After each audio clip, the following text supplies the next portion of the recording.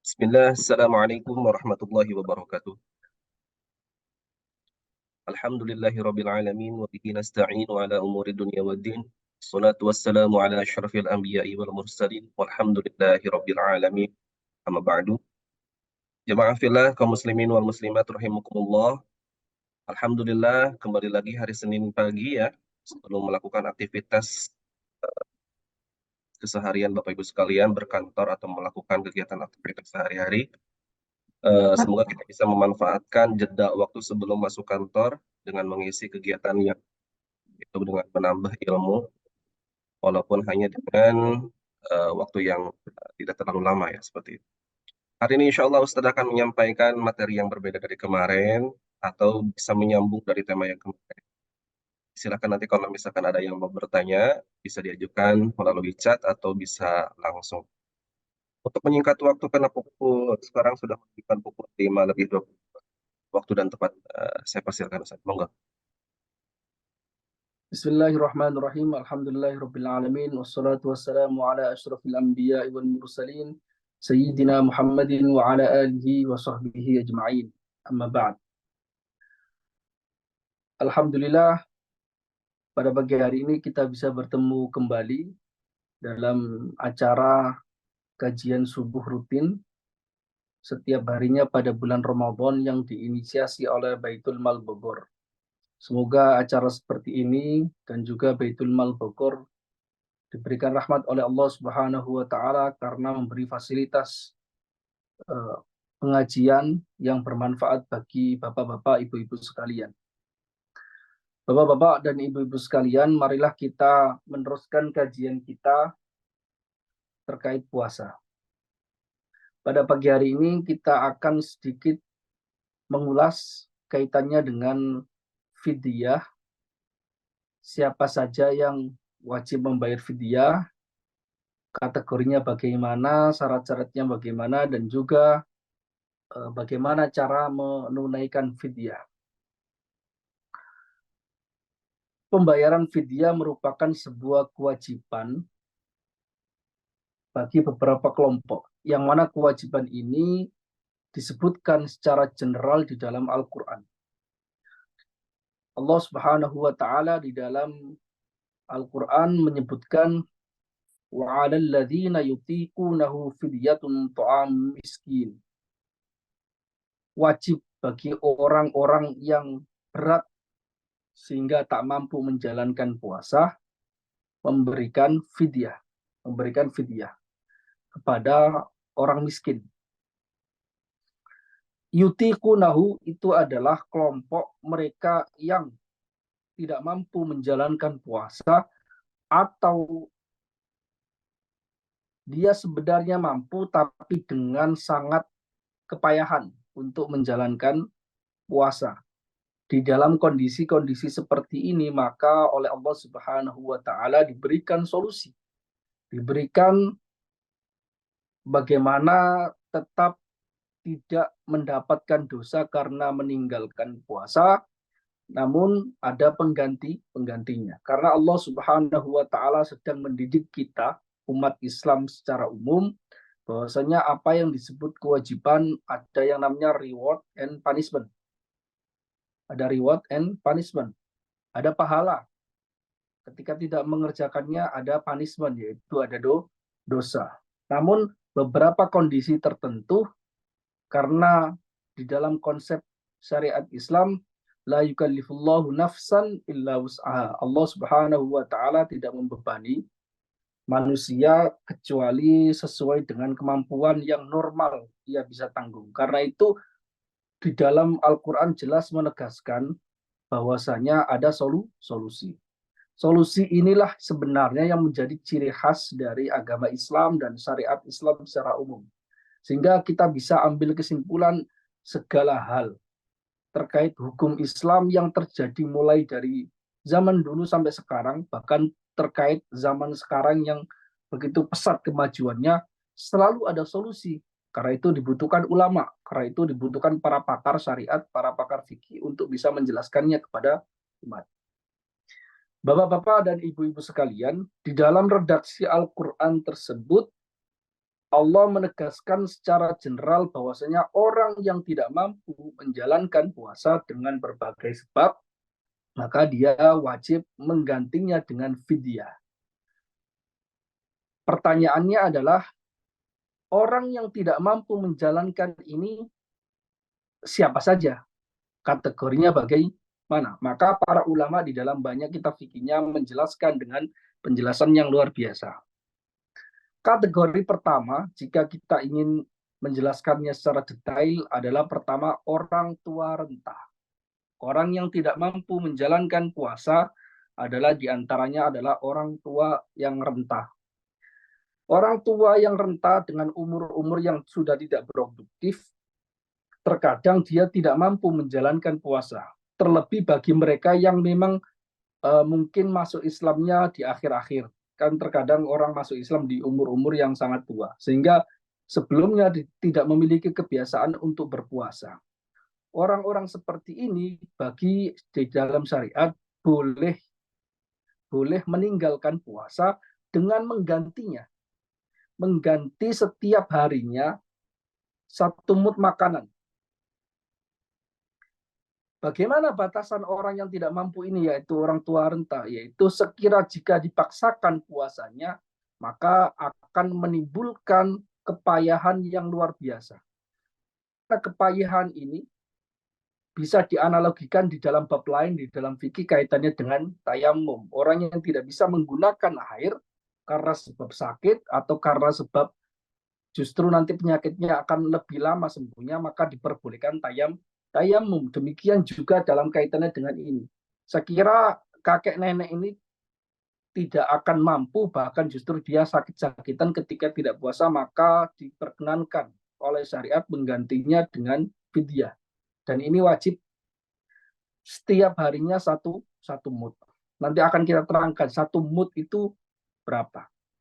Jadi tiap harinya, andai kata 28 hari, maka dia membayar 28 mud. 29 hari, maka itu 29 mud dan begitu seterusnya. Itu adalah kategori pertama, yaitu orang tua renta. Kemudian kategori berikutnya yang termasuk orang yang dianggap tidak mampu menjalankan puasa dan wajib membayar fidyah adalah orang yang sakit parah. Terkadang orang sakit parah tidak membutuhkan dia berumur sangat tua, masih muda, tapi dia terkena sakit yang lumayan parah atau sangat parah, sehingga dokter memutuskan dia tidak mungkin atau berbahaya bagi dia, bagi kesembuhan dia ketika dia berpuasa, atau malah kesembuhannya semakin lama. Maka di dalam syariat diberikan solusi. Solusi. Namun para ulama menjelaskan di dalam kitab-kitab fikih bahwasanya orang sakit parah ini dibagi menjadi dua. Ada kalanya orang yang sakit parah ini tidak ada harapan sembuh dan ia tidak mampu berpuasa. Tidak ada harapan mampu menjalankan puasa karena sakit, namun sakitnya ini masih kata dokter punya potensi untuk sembuh. Maka dia tidak wajib membayar fidyah. Hanya dia diperbolehkan oleh syariat tidak mengerjakan puasa, namun nanti akan diganti setelah dia sembuh. Jadi berbeda antara kasusnya antara orang yang sakit ini bisa dibagi menjadi dua. Yang sakitnya tidak ada harapan untuk sembuh dan dia tidak mampu berpuasa, maka dia langsung diperbolehkan oleh syariat menggantinya dengan fidyah setiap harinya. Beda halnya dengan orang sakit yang masih diharapkan sembuh, maka dia tidak wajib membayar fidyah. Yang diperbolehkan dalam syariat hanya dia tidak berpuasa, menunda puasanya nanti akan digantikan setelah dia sembuh. Jelas ya bapak-bapak dan ibu-ibu sekalian, itu adalah kategori ada kalanya masih menyusui. Ibu hamil atau wanita yang tengah menyusui ini diperbolehkan meninggalkan puasa. Artinya dia tidak berpuasa jika dia merasa bahwasanya dia tidak mampu menjalankan puasa karena dia sedang menanggung hamil yang tua atau dia sedang menyusui. Apalagi misalnya anaknya itu adalah laki-laki karena dia terus disedot sama anaknya. Ya, itu diperkenankan di dalam syariat dia tidak berpuasa ketika itu, Ketika itu dia tidak berpuasa. Ketika apa? Nah, ini ada beberapa kategori, yaitu ibu hamil dan wanita yang tengah menyusui, yang mana dia mengkhawatirkan anaknya, anaknya saja. Maka dia diperkenankan oleh syariat, dia tidak membayar, dia tidak berpuasa ketika itu, namun nanti akan digantikannya di luar hari puasa. Demikian. Terus bagaimana? Apakah dia termasuk ibu hamil dan menyusui ini termasuk orang yang juga membayar fidyah? Ada perinciannya. Jadi sudah sepakat bahwasannya perempuan yang tidak mampu menjalankan puasa di bulan Ramadan karena hamil atau karena menyusui, dia tidak masalah untuk meninggalkan puasa, namun nanti digantikan di hari yang lainnya, di bulan yang lainnya ketika dia sudah mampu menjalankan puasa. Bagaimana dengan fidyahnya? Nah, fidyahnya diperinci, tidak semua ibu hamil dan puasa itu wajib membayar zakat ketika dia meninggalkan puasa.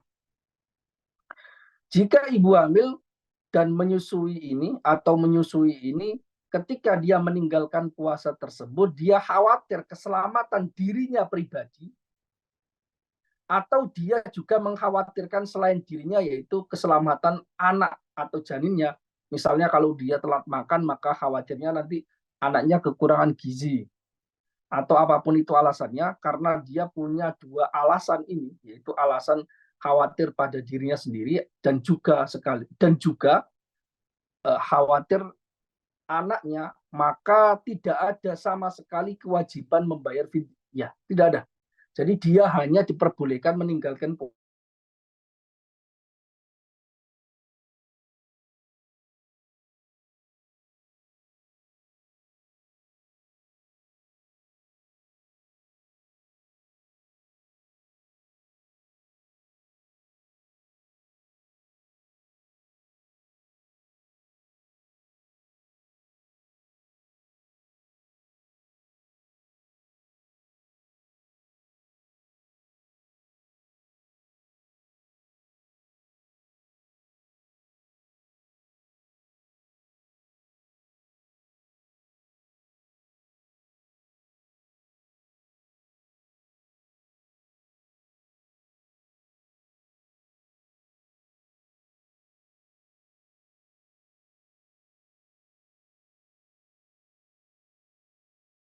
bisa jadi pas hari pertama Ramadan dia bisa menjalankan puasa. Jadi demikian. Jadi itu adalah ketentuan yang disebutkan oleh para ulama kaitannya dengan menafsirkan ayat Al-Qur'an wa 'alal ladzina yutiqunahu fidyatun ta'am miskin. Jadi bagi orang yang tidak mampu menjalankan puasa, dia wajib membayar fidyah untuk memberikan makanan kepada fakir atau kepada orang miskin. Dan wajib hanya diberikan kepada fakir atau miskin, tidak boleh diberikan kepada yang lain. Misalnya diberikan kepada masjid, tidak boleh. Diberikan kepada amil, tidak diperkenankan. Diberikan fisabilillah, tidak diperkenankan. Karena ini beda dengan zakat. Zakat dengan pembayar fidyah itu di dalam Al-Quran nasnya hanya untuk kepada fakir miskin. Karena itu tidak diperkenankan diganti kepada yang lainnya. Baik itu diberikannya kepada satu orang atau kepada beberapa orang, itu tidak ada masalah. Ya, jadi yang penting adalah ukurannya, dan itu dibayarkan baik itu menggunakan beras, makanan pokok kita, sebagaimana itu mazhab kita, atau diganti dengan nilai uang juga tidak ada masalah. Jadi saya pikir demikian ya Bapak-bapak dan Ibu-ibu sekalian kaitannya dengan pembayaran fidyah. Jadi ada 5 golongan yang telah kita sebutkan tadi. Ya, terima kasih. Barangkali ada pertanyaan, silahkan. Ya, tadi ada pertanyaan Ustaz di chat.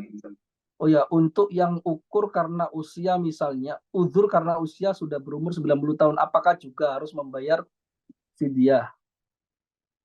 Ya, wajib membayar fidyah. Dia memang orang tua dan dia tidak mampu untuk berpuasa. Jadi bukan hanya sekedar orang tua ya. Jadi terkadang ada orang tua tapi masih mampu menjalankan puasa. Namun di dalam syariat itu memberikan dispensasi orang tua yang merasa dia juga tidak mampu puasa, maka dia wajib membayarkan fidyah. Nah, fidyahnya ini dibayarkan oleh siapa? Ya dibayarkan oleh hartanya dia sendiri atau dibayarkan oleh orang yang wajib menafkahi orang tua.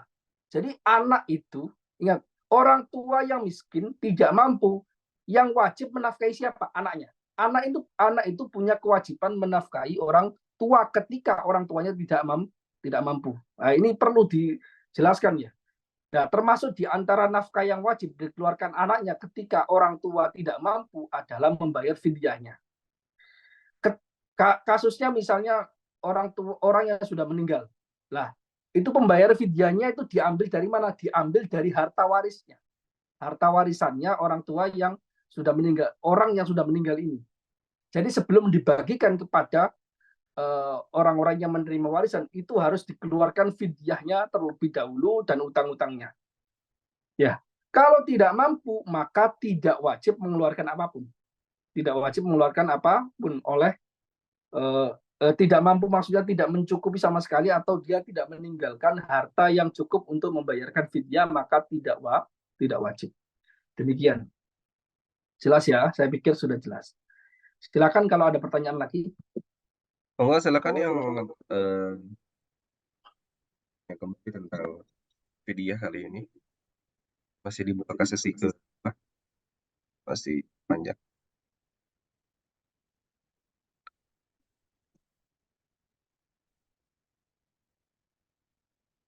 Jadi ini menarik. Jadi kalau belum ada pertanyaan, mungkin saya hubungkan dengan beberapa hal ya. Jadi sebenarnya ruhnya syariat itu memudahkan. Ingat, ruh di dalam syariat Islam itu memudahkan. Jadi semua ajaran di dalam Islam, di dalam syariat itu selalu ada solusinya. Maka ini perlu untuk dijadikan pegangan bagi bapak-bapak, ibu-ibu sekalian yang mendengarkan. Jika ada ajaran atau pendapat kaitannya dengan beberapa kasus tertentu di dalam fikih, kok tidak ada solusinya, maka bisa dipastikan pertama orang ini tidak mencari solusi yang tidak mendalami persoalan ini sehingga dia tidak mendapatkan solusinya. Kedua, bisa jadi dia salah paham terkait hal-hal yang kaitannya dengan syariat ini. Karena beberapa kasus itu orang itu banyak mengeluarkan opini tentang syariat Islam padahal dia bukan pakar di bidang itu, sehingga tidak memberikan solusi sama sekali. Atau solusinya malah tidak bisa dikerjakan sama sekali, seperti banyak fatwa-fatwa yang aneh-aneh di masyarakat atau secara online atau di internet itu yang semuanya memperberat umat Islam. Diharamkan ini, diharamkan itu, kaitannya dengan apapun itu. Nah, jadi karena ruhnya syariat itu selalu ada solusinya. Maka bisa jadi orang satu tidak mendapatkan solusi, tapi pakar yang lain yang lebih kuat, maka mereka mendapatkan solusi.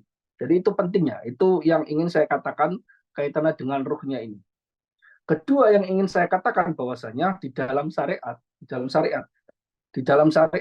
agama kita, bahwasanya syariat itu tujuan intinya adalah memberikan ujian kepada umat Islam, memberikan ujian. Ujian apa? Ujian ketaatan.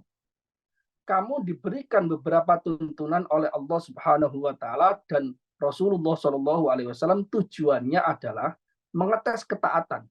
Maka orang-orang yang menjalankan syariat kaitannya dengan ketentuan puasa, ketentuan membayar fidyah itu sebenarnya adalah sedang menjalankan tes dari Allah Subhanahu wa taala.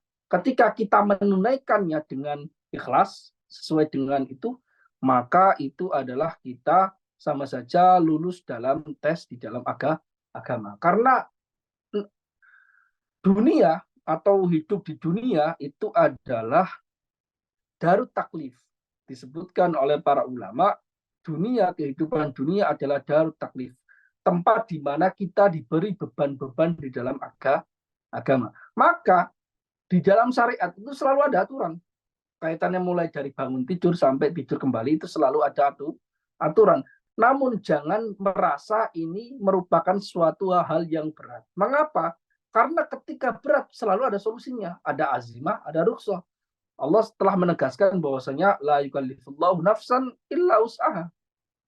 Ketika Allah tidak akan membebani kecuali sesuai dengan kadar kemampuan. Maka dipastikan bahwasanya ada beban yang kita tanggung di dalam syariat itu selalu ada. Namun beban ini sudah diukur oleh Allah Subhanahu wa taala karena Allah yang menciptakan kita, Allah yang tahu kemaslahatan dan kemudaratan untuk kita, maka Allah juga memberikan ketentuan dan solusi-solusinya ketika tidak atau normalnya tidak bisa dilaksanakan. Jadi seperti itu ya Bapak-bapak dan Ibu-ibu sekalian, ada 2 poin yang penting selain pembahasan fidyah kita kali ini. Silakan kalau ada pertanyaan yang lain.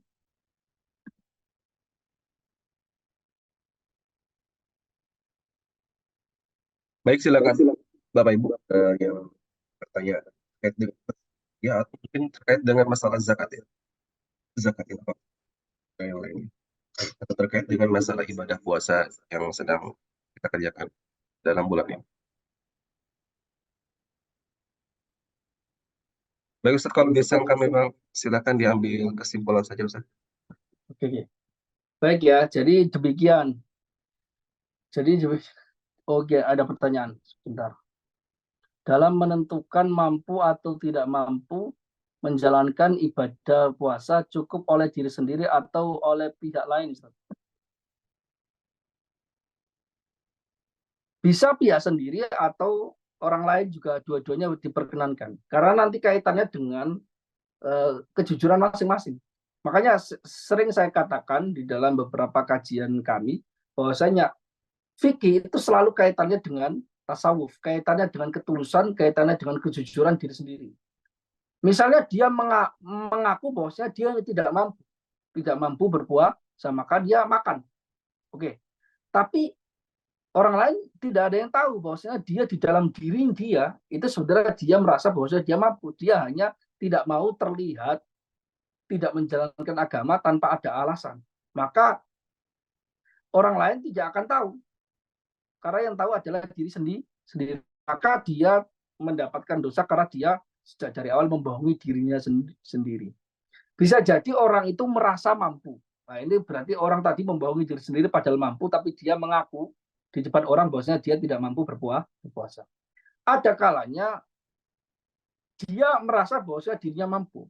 Tapi orang yang ahli, pakar kesehatan dan sebagainya sudah mengatakan bahwasanya kamu memiliki penyakit yang mana penyakit ini tidak memungkinkan kamu tidak minum misalnya atau tidak makan misalnya dalam jangka waktu lebih dari 10 jam. Itu tidak mungkin, pasti kamu akan terjadi sakit dan sebagainya. Orang yang terkena dehidrasi tingkat tinggi, maka dia harus kemasukan cairan di dalam tubuhnya dalam jangka waktu yang dalam dalam jumlah yang volume yang cukup besar. Nah, itu ada beberapa. Kadang orang itu tidak tahu efek dari penyakit yang dideritanya, tidak tahu. Maka dalam kasus seperti ini dokter dibutuhkan untuk menentukan hal seperti ini. Jadi bisa ada kalanya dia bisa menentukan sendiri, maka tanggung jawabnya itu pada diri dia. Dia bisa bohong atau dia tidak bisa bohong. Orang lain hanya diberikan alasan yang muncul dari mulut dia. Ada kalanya dalam kasus tertentu, maka dia mendapatkan advice atau nasihat dari dokter, dia harus menggunakan rukso ini, tidak berpuasa karena terkena penyakit. Jadi jelas ya, jadi bisa diukur diri sendiri atau orang lain, tergantung kasusnya. Jadi demikian, saya pikir sudah cukup, maka kita ambil kesimpulan di dalam pertemuan pagi hari ini bahwasanya fidyah itu adalah solusi dalam agama kaitannya dengan orang-orang yang tidak mampu menjalankan puasa. Wa 'alal ladzina yutiqunahu fidyatun ta'am miskin. Dijelaskan secara jelas di dalam Al-Qur'an wajib membayar fidyah bagi orang-orang yang tidak mampu. Orang tidak mampu ini dalam beberapa kategori menurut para ulama, yaitu orang yang tua renta, orang yang sakit keras, ibu hamil dan menyusui, kemudian orang yang meninggal, dan orang yang meninggalkan puasa secara sengaja. Ya, itu adalah 5 kategori yang telah saya sebutkan, saya jelaskan pada pertemuan pagi hari ini. Kemudian pembayarannya mudah saja, pembayarannya bisa dilakukan tiap harinya setelah berbuka atau dilakukan setelah bulan Ramadan. Yang tidak boleh hanya dilakukan sebelum Ramadan, sebelum dia merasakan langsung di hari pertama Ramadan kok dia baru merasa bahwasanya dirinya tidak mampu, baru dia boleh mengeluarkan fidyah. Kemudian berapa kadarnya? Kadarnya adalah 1 mud setiap harinya, yaitu 675 gram. Di dalam mazhab kita, mazhab mayoritas ulama orang Indonesia, itu tidak boleh digantikan dengan uang. Namun ada mazhab yang lain yang itu bisa dipilih juga untuk diamalkan, yaitu mazhab Hanafi, boleh digantikan dengan uang. Makanan dengan berat volume 675 gram itu harganya berapa? Maka kita keluarkan setiap harinya demikian. Ingat, pembayarannya itu harus dikeluarkan hanya kepada fakir dan miskin. Tidak boleh fungsikan atau dialihkan kepada golongan yang lain. Tidak boleh kepada ustadz, tidak boleh kepada masjid, tidak boleh kepada fisabilillah, dan tidak boleh kepada orang lain selain fakir dan miskin. Jadi itu bapak-bapak dan ibu-ibu sekalian, sekaligus para sahabat di sini yang mendengarkan kajian kita kali ini. Kesimpulan dari kajian pagi hari ini kaitannya dengan tata cara pembayaran fidyah bagi orang-orang yang tidak mampu menjalankan puasa. Terima kasih, semoga keterangan ini bermanfaat bagi saya pribadi dan bagi bapak-bapak dan ibu-ibu sekalian. Semoga bermanfaat. Wallahul muwaffiq ila aqwamit thoriq. Wassalamualaikum warahmatullahi wabarakatuh. Alhamdulillahirrabbilalamin. Jazakumullah khairan katsir Ustadz atas penyampaian tema yang sangat menarik pada pagi kali ini. Baik, demikian Bapak Ibu sekalian materi yang telah disampaikan oleh Ustadz. Besok insya Allah kita akan hadir kembali di jam yang sama. Silakan share kepada handau taulan sanak saudara untuk bisa mengkaji kajian pagi, untuk bisa mendengarkan kajian-kajian yang bermanfaat sebelum melaksanakan atau melakukan aktivitas sehari-hari. Saya selaku host mengucapkan terima kasih atas kehadirannya, partisipasi kehadiran Bapak Ibu sekalian. Jazakumullah khairan katsira. Assalamualaikum warahmatullahi wabarakatuh. Waalaikumsalam warahmatullahi wabarakatuh.